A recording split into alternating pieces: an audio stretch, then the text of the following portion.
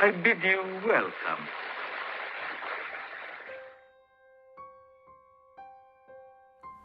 Listen to them. The children of the night.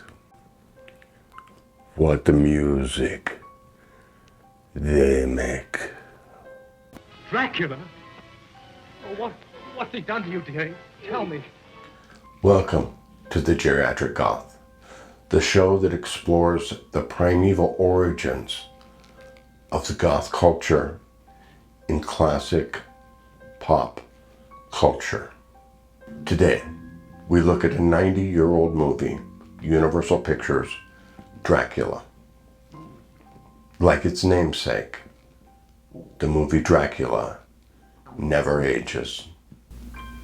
On Valentine's Day, 1931, Universal Pictures released a movie that they billed as the story of the strangest passion the world has ever known. Dracula.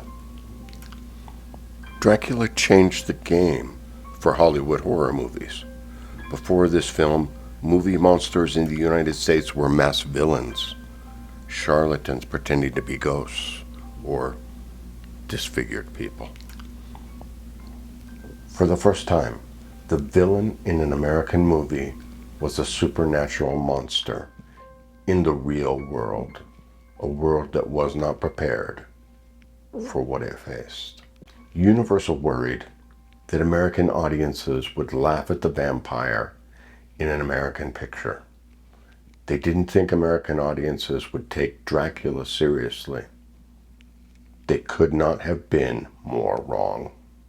Bram Stoker's novel had been adapted once before by German director F.W. Murnau.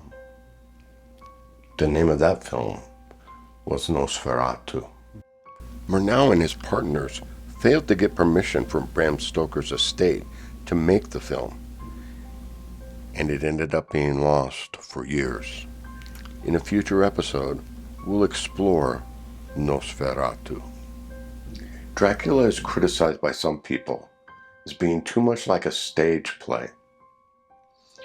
Dracula was one of the first talking films, and so the technology was new, but filmmaking was not new, and directors were used to making different kinds of camera moves. The camera was no longer locked down. German directors had shown the way with expressionist films like The Cabinet of Dr. Caligari and Nosferatu. And when you watch Dracula, you can actually see their influence. Dracula is an amazing movie, especially the opening in Dracula's Transylvanian castle. The set dressing is incredible. Spider webs that the vampires seem to magically pass through without disturbing, and creaking coffins that reveal grasping hands. And then there's Bela Lugosi's performance. Lugosi is amazing as Dracula. He made the mold that all future vampires are judged by. Today we have breakfast cereals that look like Bela Lugosi, cartoon characters who look like Bela Lugosi, characters on Sesame Street who look like Bela Lugosi. It's an amazing performance, and it set the standard for what we all think of as a vampire. I am Dracula. Lugosi's Dracula is eerie, foreign, exotic, and erotic. A perfect example of Victorian Orientalism. Any man from the East is evil and dangerous. It's no surprise that Lugosi eventually donned yellowface and played an Asian villain. Why do some people consider Dracula to be an inferior film? A moment ago, It's the drawing room I scenes. stumbled upon a most amazing phenomenon. Dracula contains two separate films within one. And those films can be summarized or retitled as Dracula in Transylvania and Dracula in London.